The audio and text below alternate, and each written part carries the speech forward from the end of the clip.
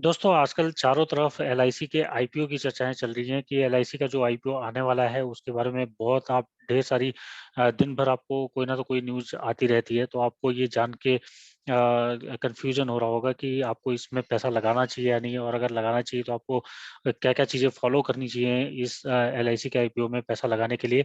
और अगर आप एलआईसी के आईपीओ में पैसा लगाते हैं तो आपको बेनिफिट कैसे होगा। तो हम ये सारी चीज़ों का आंसर जानेंगे अपने आज के इस वीडियो में। आप बने रहिए मेरे इस वीडियो में। हम एक-एक करके सभी का आंसर आज के इस वीडियो में जानेंगे। तो दोस्तों जैसा कि आप जानते हैं कि एलआईसी अपने देश की एक सबसे बड़ी जो है वो इंश्योरेंस कंपनी है, और ये एक गवर्नमेंट कंपनी है। और एलआईसी का जो मार्केट शेयर है शेयर मार्केट में वो 65% का मार्केट शेयर है। सभी कंपनियों से ज़्यादा जो भी प्राइवेट प्लेयर्स हैं, चाहे वो एसबीआई, जो भी प्राइवेट प्लेयर्स हैं, चाहे वो एचडीएफसी लाइफ हो, चाहे वो आईसीआईसीआई प्रूडेंशियल हो, या वो सरकारी बैंक जैसे कि एसबीआई हो या पोस्ट ऑफिस हो, तो इन सभी से इसका मार्केट शेयर बहुत ही ज़्यादा है। और 65% का इसका मार्केट शेयर है लाइफ इंश्योरेंस पॉलिसीज में और पॉलिसीज के प्लान में। तो तो तो गवर्नमेंट जो है वो एलआईसी के आईपीओ में L I L I L I C के आईपीओ लाके अपना जो है वो 5% का स्टेक जो है सेल कर रही है। और 5% की हिस्सेदारी एलआईसी का ये सेल कर रही है, और 5% की हिस्सेदारी जो है उसका आईपीओ आने वाला है। तो ये 5% है कितना? ये 5% जो है एलआईसी का जो वो टोटल मार्केट कैप है वो निकाली जाएगी, और उसका जो 5% आएगा वो अभी तकरीबन जो लग रहा है वो 50,000 करोड़ से लेके 90,000 करोड़ तक आने की उम्मीद है। तो इसके बारे में ये कितना होगा एग्जैक्ट तो अभी किसी को नहीं पता है, लेकिन ये 50,000 करोड़ से इसकी वैल्यू जो है वो 90,000 करोड़ या 1 लाख करोड़ तक हो सकती है। और ये जो आईपीओ है ये आने वाला है 10 से 11 मार्च के आसपास। और आईपीओ में होता क्या है कि जब भी आईपीओ जिस भी दिन जो डेट होती है ओपन होने की, तो ओपन होने की डेट होती है, आपको 3 से 4 दिन मिलते हैं। तो जनरली आपको उन्हीं दिनों में आपको पैसा लगाना होता है। तो 3 दिन आपको मिलेंगे, तो आपको उसी दिन में आपको इस आईपीओ में आपको अप्लाई करना होगा। और अगर आप लकी रहे तो आपको आईपीओ का अलॉटमेंट हो जाएगा। आईपीओ के थ्रू आपको शेयर्स का अलॉटमेंट हो जाएगा। तो आईपीओ में अब आपको पैसा कितना लगाना होता है, तो पैसा देखिए, अगर आपको एक लॉट लगाना है तो जो रिटेल इन्वेस्टर की जो लिमिट होती है वो 2 लाख रुपए की होती है। अगर आप 2 लाख रुपए तक का अगर आप अमाउंट इन्वेस्ट करते हैं आईपीओ में, तो आप रिटेल इन्वेस्टर कहलाएंगे। तो 2 लाख रुपए तक की आपकी लिमिट होती है। 2 लाख रुपए से के अंदर अंदर आप कितना भी पैसा लगा सकते हैं। लेकिन जो मिनिमम लॉट होता है वो 15,000 रुपए का होता है। तो 15,000 रुपए अगर आप लगाते हैं, 15,000 रुपए में आपको एलआईसी के आईपीओ के शेयर्स का एक लॉट मिलेगा।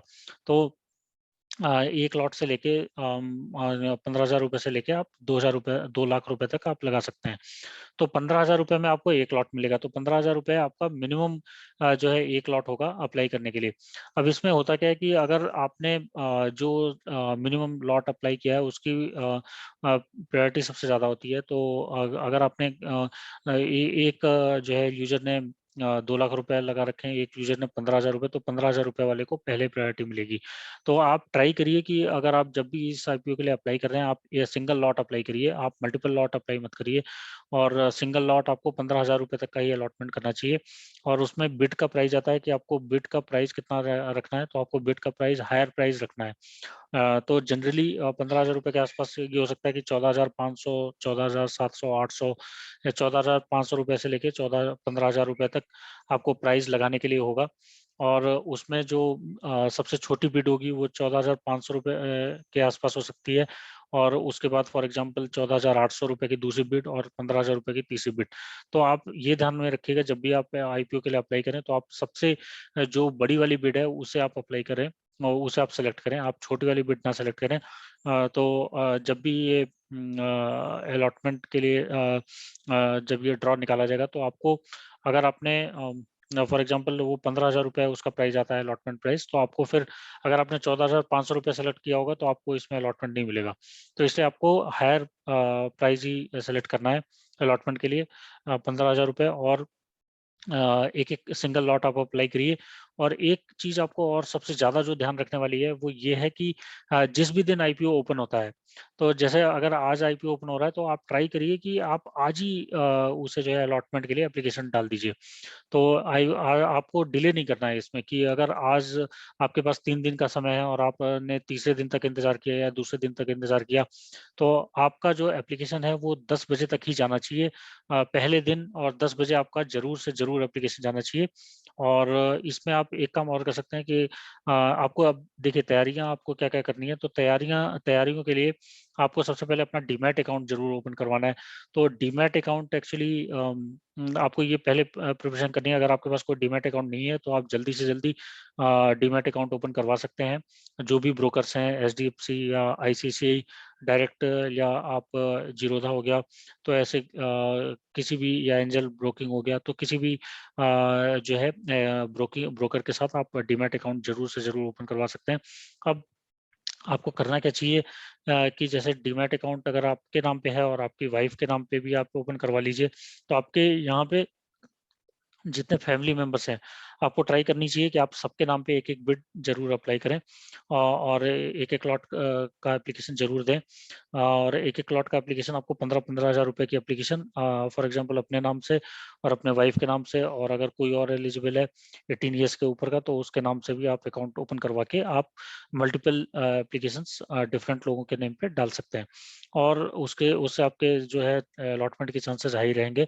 और दूसरी एक चीज़ और है कि इसमें आपको करना क्या है कि अगर आप एलआईसी के पॉलिसी होल्डर्स हैं, तो आपको डिस्काउंट मिलने वाला है। तो अगर आप एलआईसी के पॉलिसी होल्डर हैं, तो आपको कुछ परसेंटेज का डिस्काउंट रहेगा। तो आप एलआईसी की पॉलिसी होल्ड करते हैं, तो आप एलआईसी के पॉलिसी होल्डर कैटेगरी में आप एप्लीकेशन डालिए, क्योंकि उनके लिए जो है जो रिजर्वेशन रहेगा, उसमें आपके हाई चांसेस रहेंगे आपको पॉलिसी अलॉट होने के। तो दोस्तों, ये नो मिस करने वाला आईपीओ है, आपको इसमें ज़रूर से ज़रूर अप्लाई करना है। इसमें आपको पहले से ही प्रिपरेशन करनी है, और आपको 15-15 हज़ार रुपए के मल्टीपल एप्लीकेशन डालने के लिए आपको कम से कम तकरीबन 50 हज़ार रुपए से लेके 1 लाख रुपए तक का आपको बफर रखना है। और अगर आप इतना बफर रखेंगे, तो आप मल्टीपल एप्लीकेशंस अप्लाई कर पाएँगे। और हाँ, अगर आपके मन में क्वेश्चन होगा कि अगर आपके पास फॉर एग्ज़ाम्पल 2 डीमैट अकाउंट है, एक जीरोधा का अकाउंट है, और अगर आपके पास एक एचडीएफसी का है, एक आईसीआईसीआई डायरेक्ट का है, तो आपके मन में क्वेश्चन होगा कि क्या आप तीनों डीमैट अकाउंट से एप्लीकेशन डाल सकते हैं? तो इसका आंसर है हाँ, बिल्कुल ज़रूर डाल सकते हैं। आप एक एप्लीकेशन जीरोधा से अप्लाई कर सकते हैं, एक एचडीएफसी से अप्लाई कर सकते हैं, और एक आईसीआईसीआई डायरेक्ट से भी अप्लाई कर सकते हैं। लेकिन अगर आपने सिंगल लॉट से अप्लाई किया है, तो आपके हायर चांसेस हैं अलॉटमेंट होने के। लेकिन अगर वही आपने 2 लाख रुपए एक साथ कहीं डाल दिए हैं, तो फिर वो उसके चांसेस थोड़े लो हो जाते हैं, और उसमें पहले सिंगल लॉट वालों को प्रायोरिटी दी जाती है। तो इसलिए आप ट्राई करिए कि आप single lot multiple demat applications हैं, तो मल्टीपल अप्लाई कर सकते हैं। और अगर आप एलआईसी के पॉलिसी होल्डर हैं, तो आप इस कैटेगरी में एलआईसी के पॉलिसी होल्डर कैटेगरी में भी अप्लाई कर सकते हैं, और non LIC policy holder category as a retail investor भी अप्लाई कर सकते हैं। तो मैं आशा करता हूँ कि आपको ये चीज़ें समझ में आ गई होंगी। कुछ और चीज़ें मैं आपको आपसे डिस्कस करना चाहता हूँ कि इसका एक शेयर का प्राइस कितना हो सकता है। तो देखिए, अभी जो इस पे डिस्कशन चल रही है, तो इसका एक शेयर का प्राइस ₹1600 से लेके कुछ ₹3000 तक के बीच में हो सकता है। तो अगर ₹1600 का हुआ, तो आपके पास अप्रॉक्सिमेटली 9 शेयर्स आएँगे। अगर आप ₹15,000 का एक लॉट अप्लाई कर रहे हैं, तो आपको अगर अलॉटमेंट होता है, तो 9 शेयर्स आपको अलॉट होंगे। और अगर वहीं ₹3000 के आसपास इसका प्राइस जो है 1 शेयर का प्राइस होता है, तो आपको इसमें 5 शेयर्स अलॉट होंगे। तो 9 से 5 से लेके 9 शेयर्स का अलॉटमेंट आपको हो सकता है, और ये आपको ज़रूर से ज़रूर इसमें अप्लाई करनी चाहिए, और इसके लिए आपको ज़रूर से ज़रूर तैयारी भी करनी चाहिए। और ये ध्यान रहे कि अगर आपको इसमें क्या होता है कि इसमें पैसा आपके अकाउंट में होना चाहिए। आपको पैसा पहले ही पेमेंट करना होता है, और पैसा वो आपका ब्लॉक हो जाता है जब भी आप आईपीओ की एप्लीकेशन डालते हैं। तो आप ट्राई करिए कि आप फिजिकल फॉर्म में मत जाइए, आप डिजिटल फॉर्म में आप जो है एचडीएफसी या आईसीआईसीआई डायरेक्ट या जीरोधा से आप अप्लाई कर सकते हैं। और जीरोधा में आपको करना क्या होता है, वो जीरोधा में पेमेंट यूपीआई के थ्रू लेता है, तो वो यूपीआई के थ्रू फॉर एग्जांपल अगर आपका बैंक अकाउंट जो है वो एचडीएफसी का लिंक है, जीरोधा के साथ या आईसीआईसीआई का लिंक है, तो आपको यूपीआई के थ्रू पेमेंट करनी होगी और वो पेमेंट आपका जिस भी अकाउंट में आप ये मत कर दीजिएगा कि आपने अमाउंट जो है वो जीरोधा के अकाउंट में ट्रांसफर कर दिया है। उस केस में फिर आप जीरोधा से आप ट्रांसफर भी नहीं कर पाएँगे अपने अकाउंट में, मतलब ट्रांसफर करने में आपको 1 से 2 दिन का टाइम लग जाएगा और जीरोधा में पेमेंट होते हुए भी आप आईपीओ में अप्लाई नहीं कर पाएँगे। तो जीरोधा में अगर आपका अकाउंट है तो ज़रूर से ज़रूर आपको ये करना है कि पैसा अपने बैंक अकाउंट में ही रखना है और यूपीआई के थ्रू आपको पेमेंट करनी है, तो यूपीआई के थ्रू वो पेमेंट ब्लॉक हो जाएगी। अगर आपको आईपीओ अगर आपको आईपीओ का अलॉटमेंट होता है, तो जो भी अलॉटमेंट का डेट होता है वो जनरली 10 टू 15 डेज़ का होता है। तो 10 टू 15 डेज़ में जब भी अलॉटमेंट की डेट होगी, अगर आपको शेयर्स अलॉट हुए हैं, तो आपको अलॉट हो जाएँगे। आपकी पेमेंट जो है, जो ब्लॉक हुई है, वो पेमेंट एलआईसी के पास चली जाएगी और अगर आपका वो जो पेमेंट है फॉर एग्ज़ाम्पल आपको अलॉटमेंट नहीं हुआ है, तो आपका जो पैसा है, वो पहले ही वापस आ जाएगा आपके अकाउंट में अनब्लॉक होके। तो इसमें कोई भी इसमें रिस्क मुझे नहीं लगता है और आपको ज़रूर से ज़रूर इसके लिए तैयारी अपनी करनी चाहिए और आप अपने इन्वेस्टमेंट एडवाइज़र से आप ज़रूर इसके लिए कॉन्टैक्ट कर सकते हैं और संपर्क कर सकते हैं और उनसे आप ज़रूर से इसके लिए डिस्कस कर सकते हैं। तो मैं आशा करता हूँ कि आपको आज का ये वीडियो पसंद आया होगा। इस वीडियो में इतना ही और इंटरेस्टिंग वीडियोज़ मैं आपके लिए लेके आता रहूँगा। तब तक के लिए धन्यवाद।